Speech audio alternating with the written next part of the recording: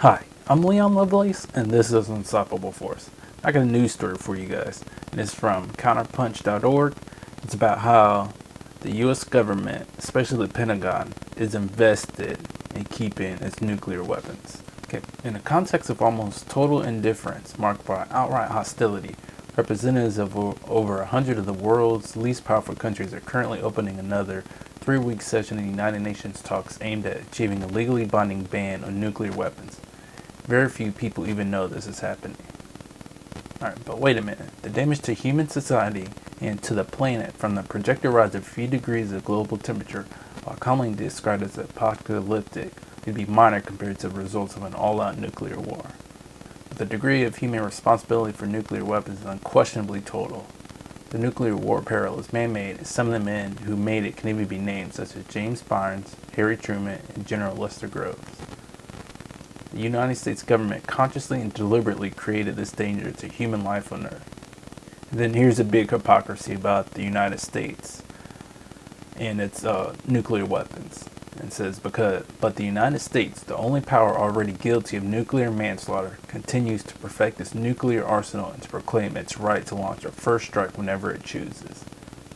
So since other nations aren't able to hold our government officials to account for conducting any illegal and unauthorized wars and invasions, it really hurts those people in those other nations, hurts the people in our nation, the United States, and it just allows this war machine to continue on.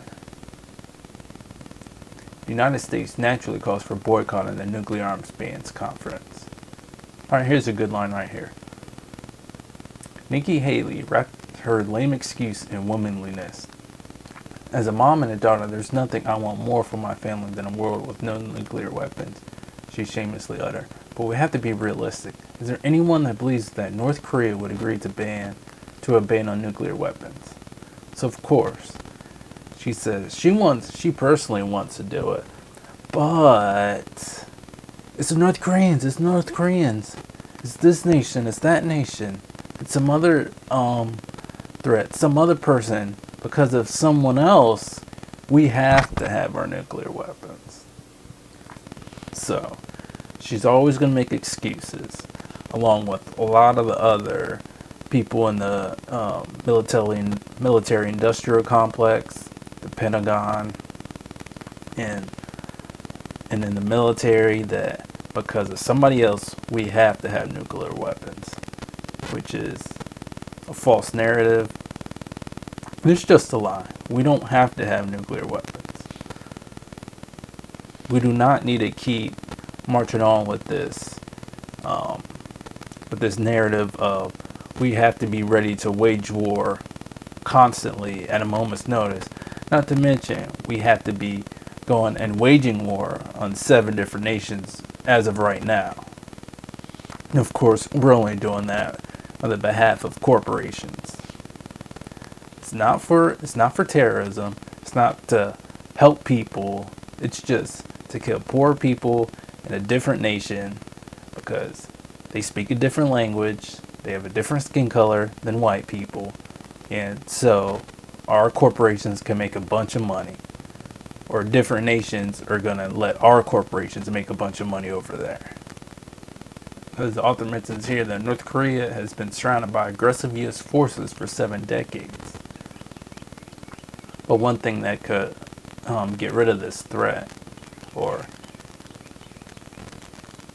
get rid of this excuse that we have to have nuclear weapons because of North Korea, is if North Korea and South Korea had a peace settlement and they reformed back into the nation of Korea instead of splitting up. That'd be a lot better for the people of North Korea and South Korea, because a lot of people in those nations, they had families that live on the other side of the border, and they're not really able to talk to each other and hang out with each other freely like they used to be able to before the nation split into 2.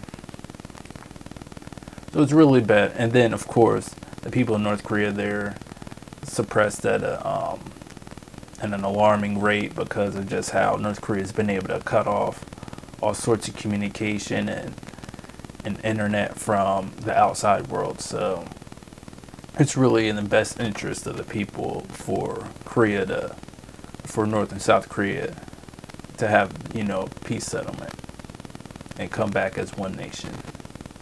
And the fundamental reason that United States leaders are obliged to maintain nuclear supremacy is their belief that exceptional America has a right and a duty to possess an absolute power of destruction. So long as that mentality rules in Washington, there's no possibility of nuclear disarmament, every possibility of nuclear war sooner or later. Nuclear disarmament, totally necessary safety precaution for humanity, will be possible only when leaders in Washington recognize that other people also have a right and a will to live. But I think that's actually incorrect, because we're going to have to get rid of the corruption in Washington and actually put normal people in charge of the military in Congress, and then we'll be able to really disarm our nuclear weapons.